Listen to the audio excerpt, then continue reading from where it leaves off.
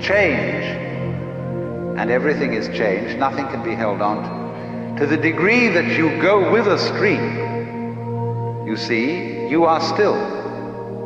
You're flowing with it. But to the degree you resist the stream, then you notice that the current is rushing past you and fighting you. So swim with it. Go with it. And you're there. You're at rest. And this is, of course, particularly true when it comes to those moments when life really seems to be going to take us away. And the stream of change is going to swallow us completely. The moment of death. And we think, oh, this is it. This is the end.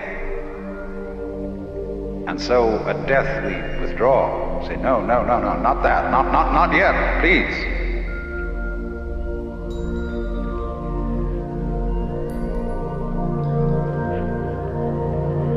But actually, the whole problem is that there really is no other problem for human beings than to go over that waterfall when it comes. Just as you go over any other waterfall. Just as you go on from day to day. Just as you go to sleep at night. Be absolutely willing to die. Now, I'm not preaching. I'm not saying you ought to be willing to die and that you should muscle up your courage and somehow put on a good front when the terrible thing comes. That's not the idea at all.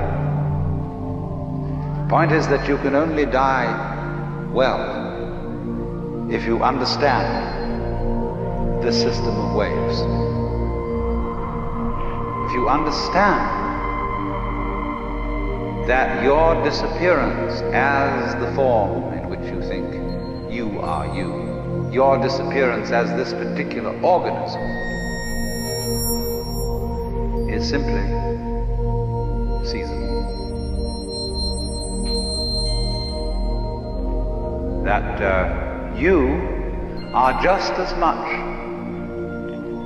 the dark space beyond death as you are the light interval called life. These are just two sides of you. Because you is the total wave. See, you can't have half a wave. Nobody ever saw waves which just had crests, no troughs. So you can't have half a human being who is born but doesn't die. Half a thing. That would be only half a thing. But the propagation of vibrations, and life is vibration, it simply goes on, but its cycles are long cycles and short cycles. Space, you see, is not just nothing.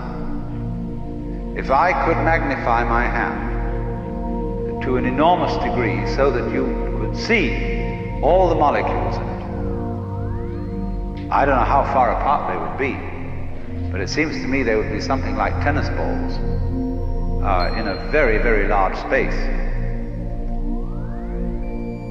And you'd look, when I move my hand like this, and say, for God's sake, look at all those tennis balls. They're all going together. Crazy. And there are no strings tying them together. Isn't that queer? No, but there's space going with them. And space is a function of, or it's an inseparable aspect of, whatever solids are in the space. That is the clue, probably, to what we mean by gravity. We don't know.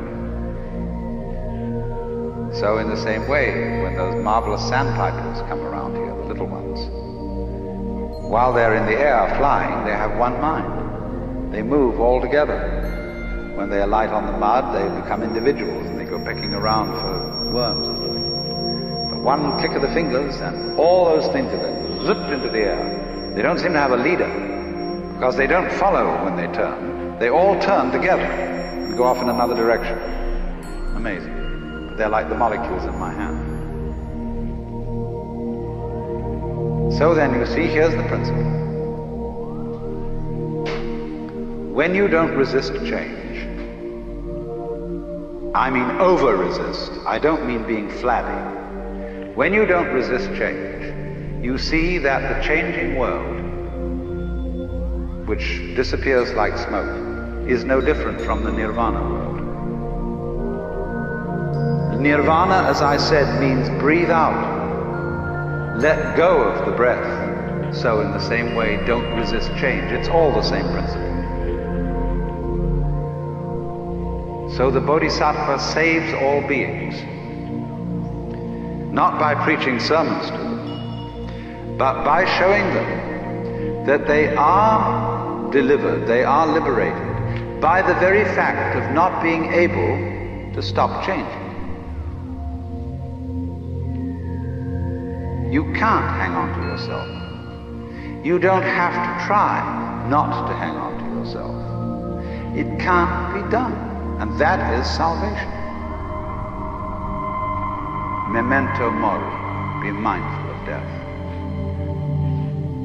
Gurdjieff says in one of his books that the most important thing for anyone to realize is that you and every person you see will soon be dead. It sounds so gloomy to us because we have devised a culture fundamentally resisting death. From the first standpoint, the worst is going to happen. You're all going to die. And don't just put it off in the back of your mind and say, I'll consider that later. It's the most important thing to consider now, because it enables you, it is the mercy of nature,